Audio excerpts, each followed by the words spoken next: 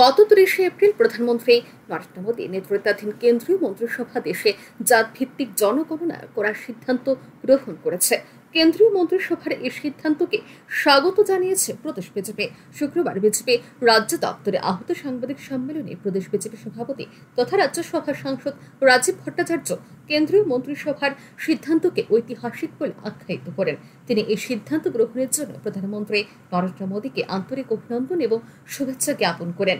রাজ্য বিজেপির সভাপতি জানান, দেশে 2011 সালে শেষবার জনগণনা হয়। এরপর 2021 সালে পুনরায় সেন্সাস হওয়ার কথা ছিল, কিন্তু 2019 সালে করোনা মহামারীর জন্য এই জনগণনার কাজ করা সম্ভব হয়নি। 30 এপ্রিল 2025 আমাদের কেন্দ্রীয় মন্ত্রিসভায় মাননীয় প্রধানমন্ত্রী শ্রী নরেন্দ্র মোদীজির নেতৃত্বে সরকার সিদ্ধান্ত নিয়েছে যে কাস্ট যে সেন্সাস অর্থাৎ জাতি গণনা অন্তর্ভুক্ত করার সিদ্ধান্ত আমাদের কেন্দ্রীয় মন্ত্রিসভায় মাননীয় প্রধানমন্ত্রী সেই সিদ্ধান্ত নিয়েছেন।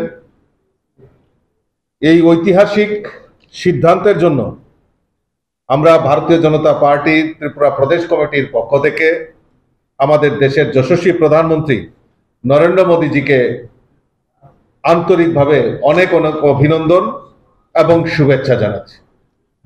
আমরা জানি যে 2011-তে লাস্ট জনগণনা হয়েছিল, সেন্সাস হয়েছিল।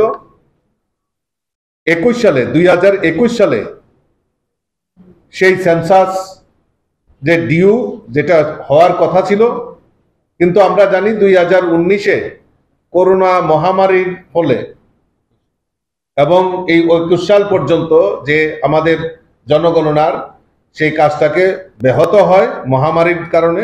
তিনি আরো জানান, কংগ্রেস এবং ইন্ডিয়া জোটের সহযোগীরা এই জাতভিত্তিক জনগণনাকে সবসময় রাজনৈতিক হাতিয়ার হিসেবে ব্যবহার করে আসছে, কিন্তু প্রধানমন্ত্রী নরেন্দ্র মোদীর স্বপ্ন কাস্ট সেন্সাসে যারা অনুন্নত অর্থাৎ সমাজে অন্তিম ব্যক্তি পর্যন্ত সব সুবিধা পৌঁছে দেওয়া, এই বিষয়টি এবার জনগণনায় অন্তর্ভুক্ত করা হবে। তিনি জানান, প্রধানমন্ত্রী নরেন্দ্র মোদীর নেতৃত্বাধীন কেন্দ্রীয় সরকার এই সিদ্ধান্ত বিকশিত ভারতের একটি জলজ্যান্ত উদাহরণ।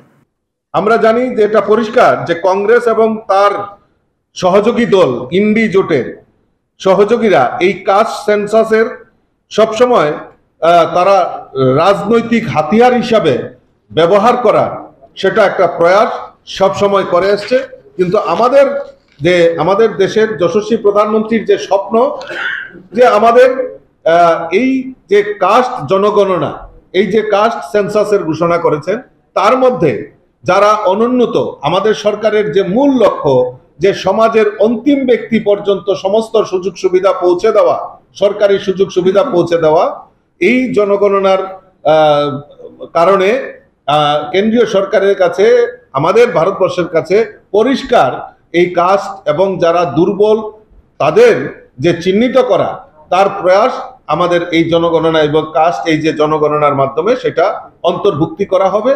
এবং আমাদের প্রধানমন্ত্রীর যে সংকল্প যে বিকশিত ভারত এবং 2047-তে বৈভবশালী ভারতের কথা চিন্তা ভাবনা করছেন, তার একটা জলজ্যান্ত উদাহরণ এখানে। কারণ সমাজের সবকা সাথ সবকা বিকাশ, অর্থাৎ সমাজের প্রত্যেকটা অংশের মানুষকে যাতে সহযোগিতা করা, আর্থিকভাবে যারা পিছিয়ে পড়া তাদেরকে সহযোগিতা করা এবং তাদের উন্নতির মাধ্যমেই এই ভারতবর্ষের উন্নয়ন সম্ভব, সেই যে কাস্ট জনগণনা তাতে একটা বিশাল বড়